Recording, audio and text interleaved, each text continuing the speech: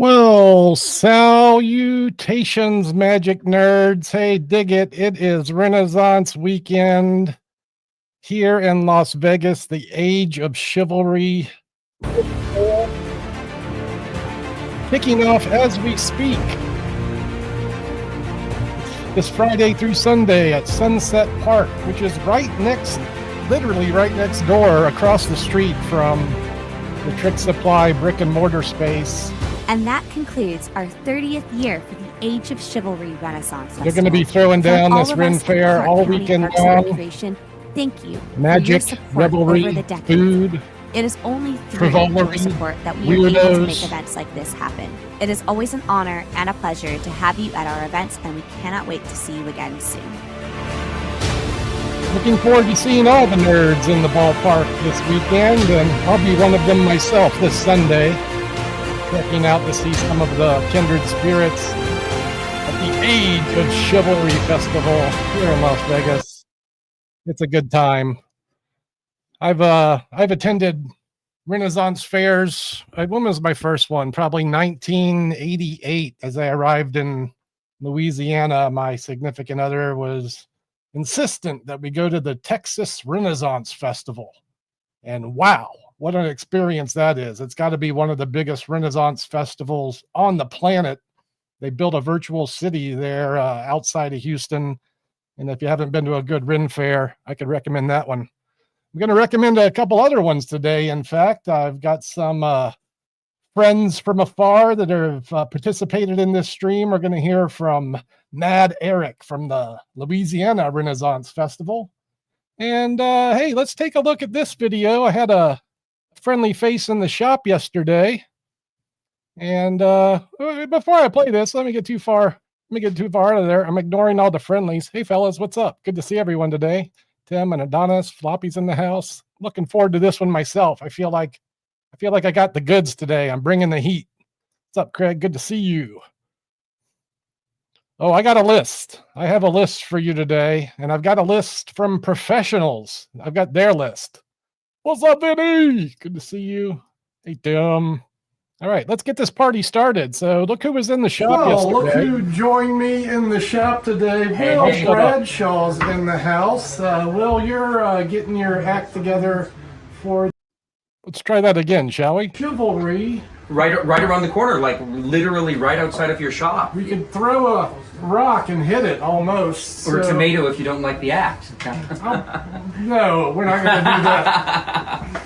So Will's a local professional. You've seen him from this space before. He produces the Wonderground show. You got one coming up next week? Next week as well, yeah. I'm going straight from the Renaissance Festival, and then we're going to be doing the Wonderground show, which we are now putting in 16 years since Jeff started it, and back at the Olive. So, yeah, it's over at the Olive again, right down the road, and that's happening when? The 16th? 16th, the third Thursday. The doors open at 6. And we have ourselves 3 different shows: a talking comedy show, a close-up show, and then our stage extravaganza. It's a freaking magic party. It's one of my favorite things to do in this city, and I'll see you there next week. Yeah, until then. Wait, let's talk before you get out of here. I want to know what you're doing at the fair. So what's happening over there? Yeah, so I'm ending up, I'm filling in for a magician, a dear friend of mine, Misto, who has done the Renaissance Festival over there for many years, and he couldn't make it, and so he called me in to fill in, because I worked the Minnesota Renaissance Festival for about 11 years performing there.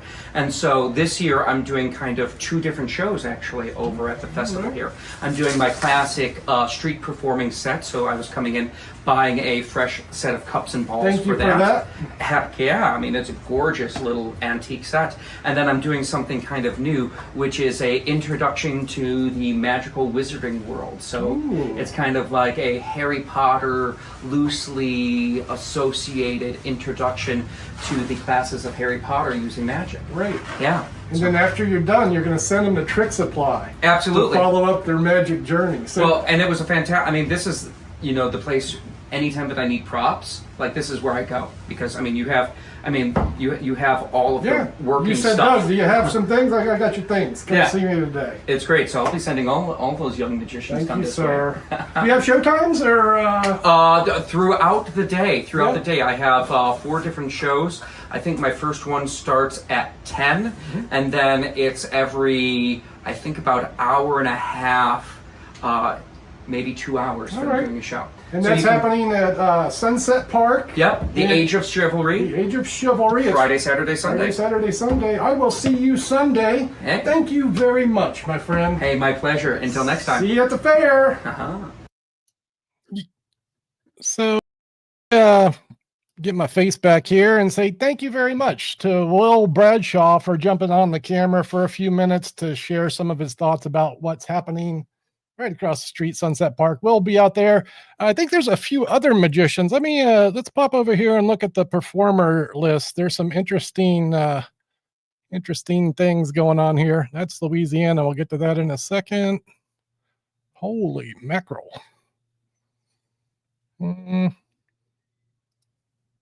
Maybe we'll look at that in another minute.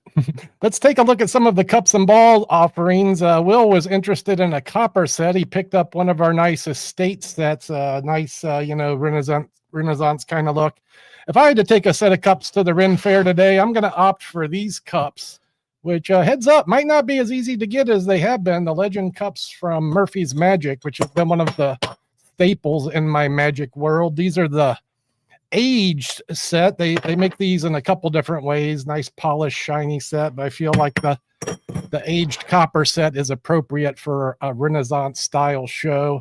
Of course, the cups and balls is one of the classic old Renaissance style effects. When you look at some of the paintings from medieval times and years gone past, this is the trick that you'll see the magicians performing, and it's an easy recommendation if you're doing this kind of event. This set of cups I generally would not recommend, but I do think for a Renaissance show, absolutely appropriate and excellent. This is a wooden set of cups and balls.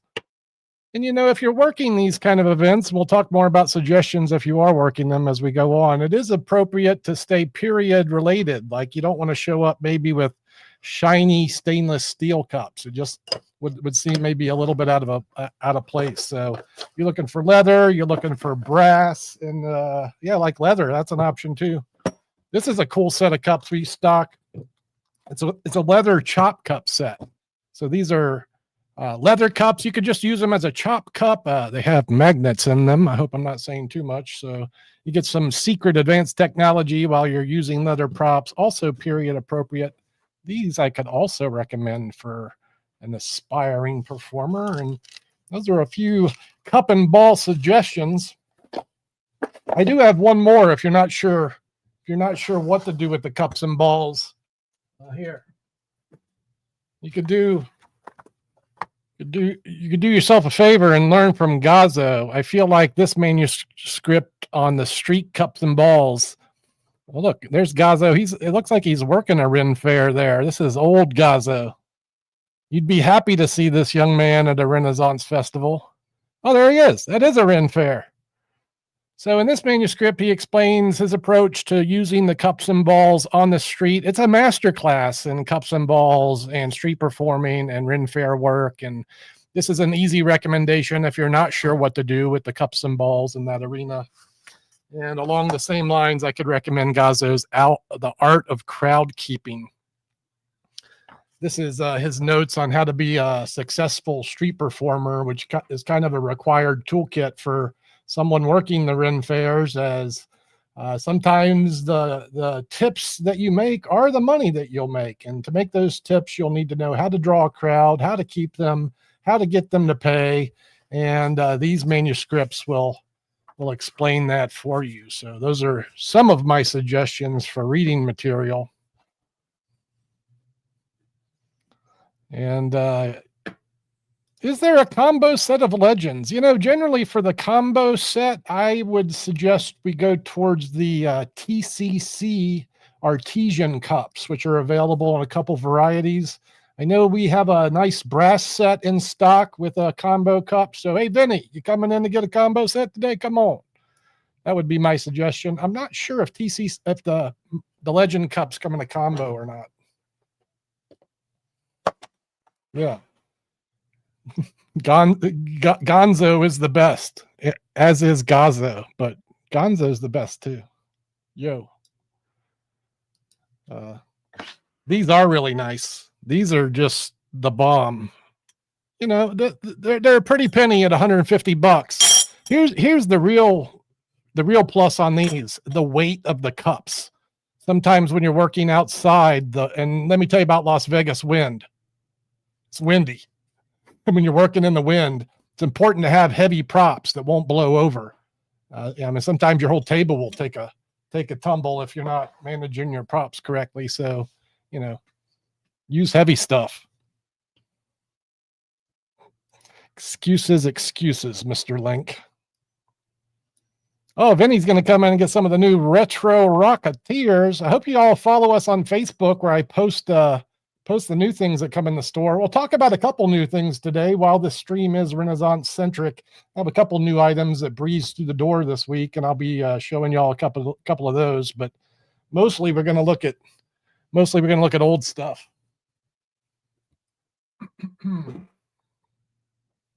All right, let me go ahead and talk about just a couple of more books, and then I got some tips from a friend from afar. As we're talking about books and talking about new things, let me share what I feel is the best product I've seen this year. I've seen a lot of things come through the doors, and I've seen a lot of stuff at Magic Live this August. That's where I got this book for my library. And in my humble opinion, this is the most important thing you could pick up today if it's not on your bookshelf yet. This is the Practice Playbook from Eric Juhasz. Is that how we pronounce this? What Eric did is interview 25 professional magicians. You'll find some top-tier guys in this book explaining their rehearsal process, their practice process. It's not just practice concepts. It's deep thoughts on becoming a better magician. We know enough tricks. You're not going to get the tricks in this book. They don't exist in this book. This is just all theory on how to present your material better, how to rehearse your material better, and how to make your audience happier when you present themselves in front of them. Most of the things I'm talking about are linked up in the description of the video. Of course, you can go to Tricksupply, type in a search for it. But if you're on YouTube, just go look at the description and you can click from there. And then here we go. I know you guys look for like hidden gems from the Tricksupply warehouse. I'm going to show you one right now. Oh, say hello to Terry Seabrook. I know a lot of you won't know this name because, well, he hasn't been around for a decade or two. But as I was growing up, this man was one of the premier, I would say, stand-up comic performers of my time. No less than David Copperfield has used some of his material on his television and stage shows. And as I talk about some of the material that I would recommend for Renaissance Fair performers, like linking rings or cards across, or this one, borrowed bill in impossible location, you'll find all of these classic routines described with Terry's expert comic patter. And you get a nice biography on Terry's life. Let me just show you a little bit of this book up close here. Like when I was a young man, this was the textbook for how to be a comedy stand-up performer, you know, back in the 80s and the 90s, when there really wasn't a lot of material as far as giving professional presentations, certainly from the pocket, you know, or using, you know, smaller apparatus. And this is a textbook. You could just do this. You could buy this book and just do all of this material and have a successful professional career. And here's the real winner. The book's only $30. We have a few copies of these in the shop here at Tricksupply. This gets it'd be, I guess, my second highest recommendation, since, you know, I've already said this is the best. For a modern student, it is. But boy, if you don't have Terry Seabrook's book on your bookshelf, I'm telling you, today's the day you might want to correct that. There is a routine, I mentioned it in the book, where Terry does the borrowed bill, and essentially bill and envelope. And this is a prop that he uses. This is a lapel wallet. It says it right there on it. Lapel wallet. Nice leather wallet with the zipper. And this is the kind of prop that I think a modern performer might be adverse to using. You know, everyone who comes in for a wallet these days seems to be looking for the minimalist approach. Something like the FPS wallet, which is great. The TCC N2 wallet or Edge wallet, both of those are great. But not really something a Renaissance performer might use. But maybe a nice big leather wallet like this could be a little more period appropriate. And when we're finding borrowed objects in our wallet, it's nice to have a big honkin' leather thing. This thing opens up to find a stack of envelopes. Of course, if you're doing this with Ren Faire presentations, you probably want to craft your own envelope from something a little more period piece. But I'm imagining there's a student or two watching the stream who has seen Terry Seabrook's material either in the past or maybe like on the David Copperfield special. You can back me up on this if you're out there. Seabrook's book, the lapel wallet, great classics, super information. And if you are interested in working Ren Fairs, I think you'll find the material in those books. Will slide right in there. Yeah, Scott knows. There's some testimony from another old guy. Terry Seabrook was the guy, and that book for $30. It's an easy recommendation.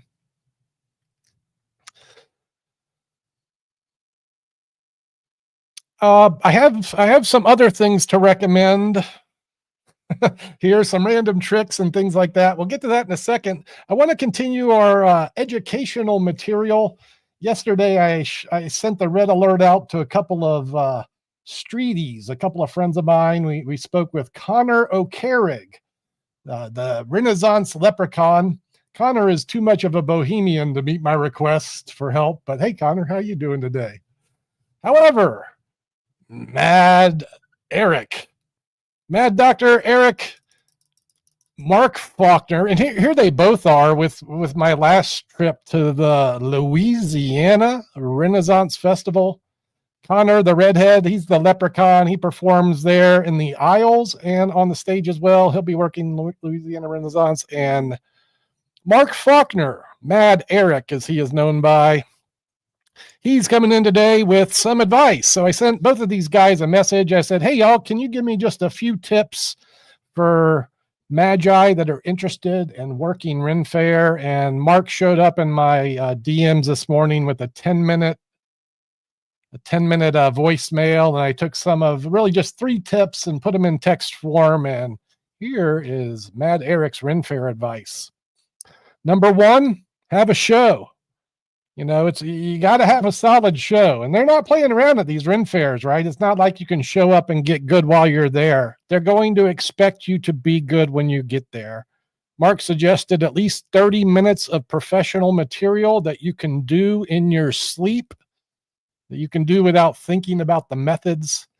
And some of the other highlights that he pointed out, besides knowing your material inside and out, you got to be prepared for the elements. As Mark said, it's going to be windy. It's going to be rainy some days. Some days it's going to be cold. Your props should reflect that, those elements. So if you're using cards a lot, you're probably going to be not the happiest Renaissance performer because cards get wet, sweat affects them, rain affects, etc. So kind of self-explanatory. Be prepared for the elements. I would say this applies to costuming as well. So my buddy Jimmy talks a lot as a master at flexible costuming on the go. Like he brings a bag of tricks out. Most of it is clothing to change into at different points in the day. Be flexible. Let's talk about this. Like Mark said, sometimes like if it rains, maybe there's not a crowd there. So maybe you're going to end up performing a little more of a close-up set or maybe maybe you're in the aisles. Like maybe you're not working the stage all the time. Maybe you're roaming about. You're going to have material for close-up or parlor and or stage. So be prepared to be flexible. Know your material inside and out, and beware of the elements. All right, that was tip 1. Have a solid show. Tip 2. It's always this, isn't it? You want to be good? You want to be really good? Well, have a good character. Put some thought into who you are and what you are doing. Both of these guys obviously have. Connor presents himself as a magical giant leprechaun, and Mark is, I think, more of the deranged wizard from the castle tower, kind of the crazy doctor you would find in the, what did he describe himself as? Almost a grumpy Gandalf. So know your character, know your role, be aware of yourself and how you're presenting, to the fair. Dress the part, right? You're going to show up in jeans and a t-shirt, you're not going to be invited back. Even if you're attending the fair, I would encourage you to dress the part and participate. It makes the whole experience a little more fun. Run around, call, my lady, and stuff like that. And participate in the fair. As a hired professional, really your role is not just to work the stage, but also to be there when the cannons go off and they open the gates. Greet the revelers as they enter the fair. Let them know when your shows are happening. When you're not doing shows, take some time to be in the lanes. Maybe you're performing, but just be a part of the fair. Don't hide behind the curtain all the time. Participate in the event. Character is key.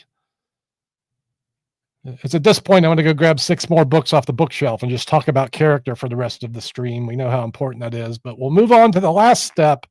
And this is an important one that I think a lot of aspiring Ren Faire workers don't consider. And it's really this, as Mark put it, this is a business. It's not just all show.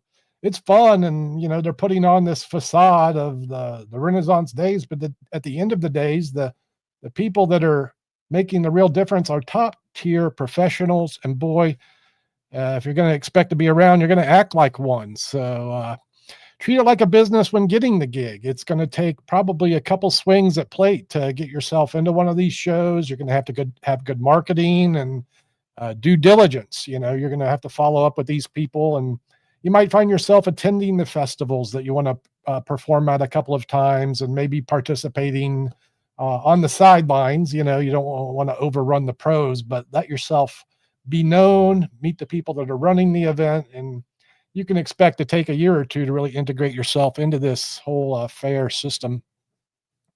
I think Mark's advice about be responsible is super important because these events can be quite bohemian.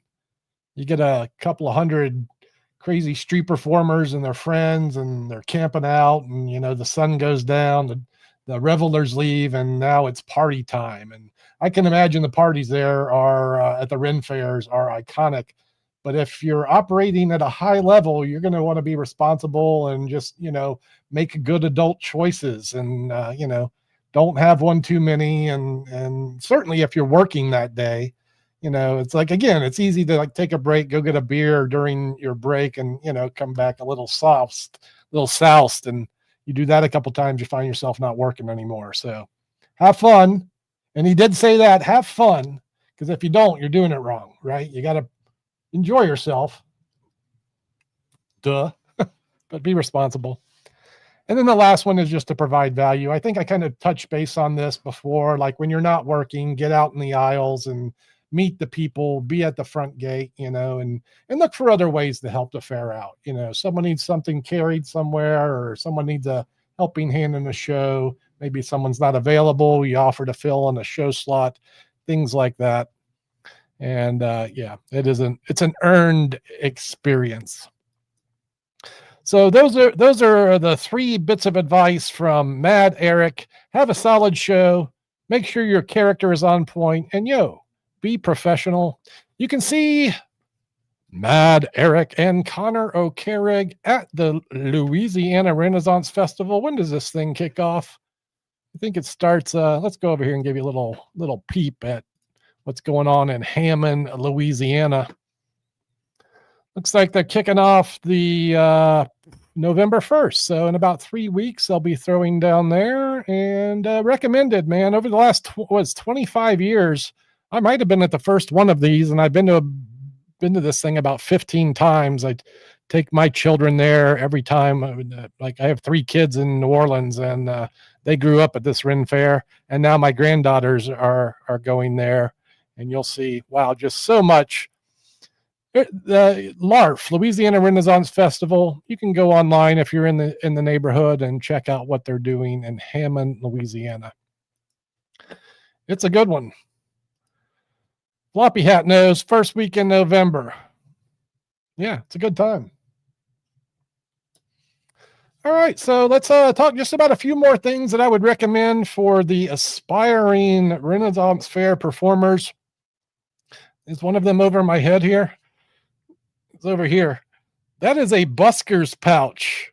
If you're doing the cups and balls or carrying any gear of any kind, you'll see, like if you look at the Gazo pictures I was flashing around earlier, it is very common to see Renaissance performers wearing leather pouches with all of their gear in there. Certainly if you're doing cups and balls, this is a great place to keep your loads, your lemons, your oranges or melons. And the model that we produce and offer for less than $200, it's a good value for a Busker's pouch.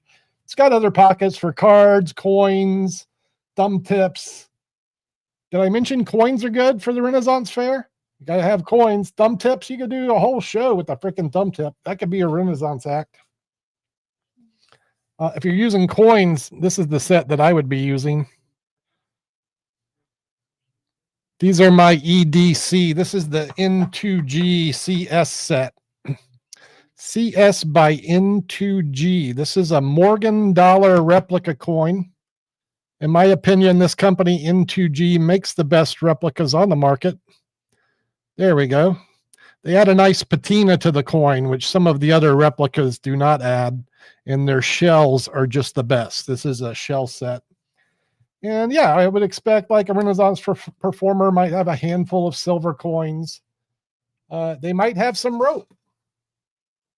I'm actually going to recommend this, and I don't think I've recommended red rope before, but if you're out performing in the elements where there's dust and dirt, well, the white props get dirty. You know, if you're using that gleaming cotton rope we get from Murphy's Magic, you might be a little sad about it at the end of the day when it's brown.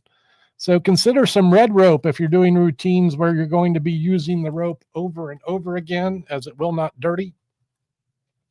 And then if you're doing something like Will Bradshaw was doing, and he picked up a spool of this stuff as well.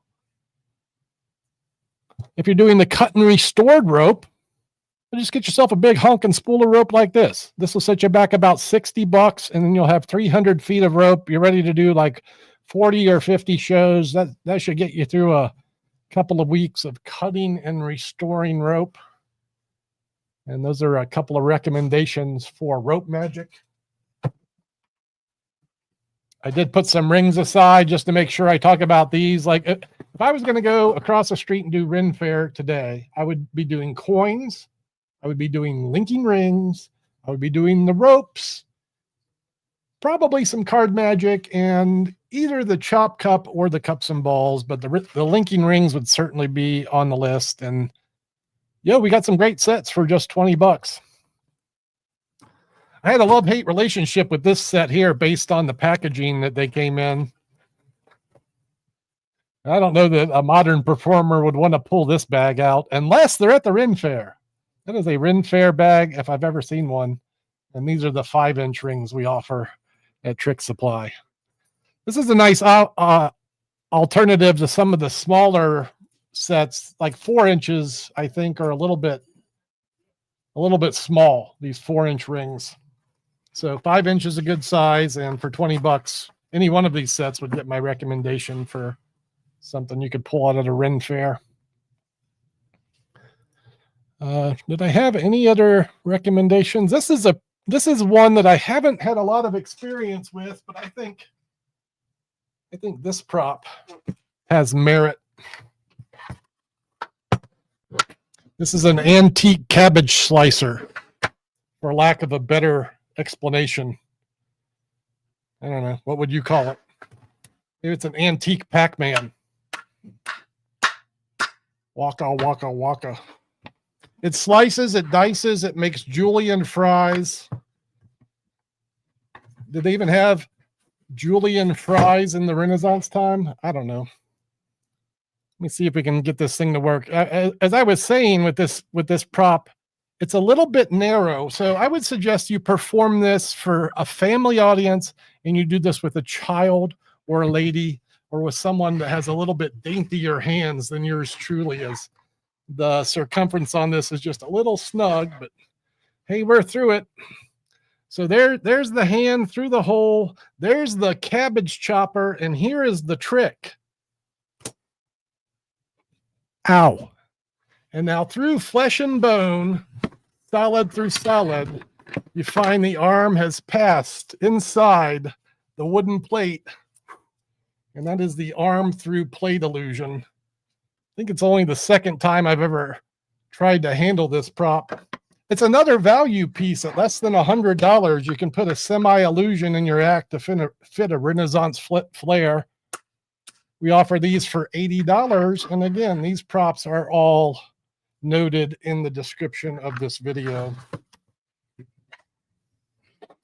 No less than PAS Magic, Pete Sereno. Is that your name, Pete? Pete was in the shop yesterday with Matt Franco. He picked up one of these to perform on social media. If you follow PAS Magic, you might see one of these props in the near future. Boy, what a highlight that was. If you guys are watching, thanks for stopping by the shop. Thanks for leaving some of your money. It's such a joy to be in this space and see all the professionals and sharing their time, thoughts, and money in Tricksupply. Matt, Franco, Pete, and friends, thank you for stopping by tomorrow. I know, right? Spools of Rope you don't see a lot, Scott. But boy, back in the day when I was like doing my biggest shows on the streets of New Orleans, the cut and restored rope was one of the most important parts of that act, and I always had a spool of rope by me. FISM award winner Eric Evans, who won for street performing this year, he uses the cut and restored rope in his act. He's always got a spool of rope in his bag. And yeah, cut and restored, hard trick to beat. It's one of the best tricks ever. I look forward to it, Vinny. Look forward to it. All right, we're going to be wrapping up soon. Let me show you just a couple more of the new things that came in the shop this week. Got some other things I didn't talk about. I've talked about egg bags enough on this, so I don't think I should have to talk about them anymore. But if you're looking for a pack small, play big effect, it's not new, but it's perfect for Ren Fairs. And then I feel like any escape could go well. Straight jackets are popular. We've got some great internet out shackles. This is a classic piece of escape that can be played well for comedy or drama. So those are some random recommendations. And then let me just show you a couple of the new things, some of which don't have anything to do with Ren Fairs, but some that do. And we'll go with these three right here. Wow. First of all, speaking of local professionals, Piff the Magic Dragon released a new trick this week. This is the trick with a name, and this is a hello, my name is sticker. And then on the back of the sticker are playing cards. And in this package, produced by Vanishing Ink, we get several routines using this very novel prop. And smart trick from a smart guy, local pro. Consider it. Go watch the trailer. Piff's trick with a name. Well, I'm super happy to see this item in the store. This is the Misled Pen. Timothy Wink. Timothy Wink created Misled. This is a trick that was kind of popularized by David Copperfield when he performed it on his television special back in the day. It was done with a pencil. Iconic effect, and one that's hard to find in the modern age. I get people come in here all the time and say, hey, do you have Misled? And I said, you can't get it. Well, you can get it now, and in this version, you can get it with a wonderful, kind of like a Bic pen version. I haven't handled this prop, the pencil version, but I took one of these home to test drive it and acclimate myself to the handling, and this just drives perfectly. It purrs like a kitten. It's a wonderful modern release for a classic that's been hard to find. If you've been wanting to put Misled back in your repertoire, or if you haven't experienced Misled, easy consideration. Check that one out. Oh, the Vinny knows. New Misled in the house. Here's some unsolicited testimony from Russell. Been using Misled forevers. Oh, that's right. I do recall. I think we had one in the bargain bin that you got. Yeah, that's how you have to find them. You have to get lucky. Yeah, it will. These will be a big seller for years to come. Thanks again. Nick just wants fireballs. Yeah, I was actually shooting fireballs. Vinny, who, by the way, if you guys are ordering from Tricksupply, here's what I want you to do in the comments. I want you all to start saying thanks to Vince. Thanks to Vince for packing our magic orders so fine. This is Wolfgang's son. He works hard all day long on the mail orders that come in, getting them out promptly, getting them packed well. Leave a note in the comment. Say thanks to Vincent for doing a good job. Make a long story short, he's going to the Ren Faire as a wizard. And the other day, I was recommending that he should be shooting fireballs as part of this process. We did some loose fireball shooting in the shop that, well, could have gone better. That's all I have to say about that. I also suggested he take one of our wizarding wands with him. We have these in the store for $20. Woo, woo, woo, woo, woo. And this is more of a Harry Potter Renaissance style wand. We have a lot of different wands. The other one I would recommend probably is the Bacon Magic bold wooden wands. Bacon Magic's wooden wands. And Vincent is the best. He makes marriages disappear as well. He protected your book from a storm. Such good service. Vincent, they like you. They're thanking you now. It takes a village over here. I am not a one-man show. So, yes, indeed. What else do I have here? This is brand new. This came in this week from Banshee. This is a version of the Charming Chinese Challenge. I think this trick would be period appropriate for a Renaissance festival. 3 Chinese coins penetrate off a silken cord, and this routine is one of the modern advancements on the plot. Any version of the Charming Chinese. We have a few of them in store. The Andalusian Challenge. We've got Troy's videos on the subject. That's new and recommended. And then this one is actually a great card trick for Ren Fairs. This is Brother John Hammond's The Twins. And this is Murphy Magic, their release of Twins. And I wondered first, like, why would they release this thing? But then I took a look at the trailer. Let's do that together, shall we? Twins by Murphy's Magic.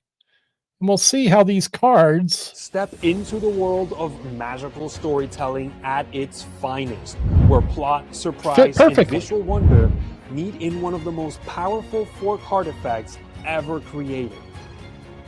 From the legendary mind, Twins isn't just a card trick. It's a miniature drama that unfolds in your hands. You begin by introducing 2 sets of twins, identical in every way. And that's when the magic kicks in. Cards mysteriously change, identities switch, and the story... I think to appreciate this perfectly, you'll have to watch the full Twins routine. I'm not going to play the whole thing on there. I'm going to encourage the student to go watch the trailer and watch maybe Brother John Hammond even perform the Twins. Point being, it's a great trick with kings and queens, and it seems perfectly period appropriate for a close-up presentation at a Renaissance festival. And that will be my last new item recommendation for the day. It might be my last thing to talk about today. If you have something you'd like to talk about, I'll be watching the chat for the next minute or two. Happy to answer any questions. This is the Gibeciere, the Busker's pouch. Give you a look at this thing, finely crafted in leather. It's got a nice heavy belt built into it. Inside pockets here. This one would hold a deck of cards. There's one in front of it that would hold maybe a thumb tip. You could put your coins over here. That's a little close-up look at the Gibeciere. or the Busker's pouch. Again, you'll find these on the Tricksupply site. It's one of our products. If you're in Las Vegas and you're attending the Age of Chivalry Festival, I'll have the doors open here Friday and Saturday. I'll be having fun at the fest myself on Sunday. But if you're in the neighborhood, carve out a little bit of time. Come say hi. Come pick a card, watch a magic trick, pick up something to add to your kit. And I'll look forward to seeing kindred spirits in the shop all weekend long. Doesn't look like we have any inquiries from the galley. And with that, I guess it's time to get my doors open. We open them at noon here, and that's about 20 minutes away, Las Vegas time. I've got a bunch of magic to clear off my desk. I'm going to do that now. Thank you for the kind words. Thank you for the well wishes. Everyone have a great weekend. And if you're in Las Vegas, I'll see you at the fair. Huzzah!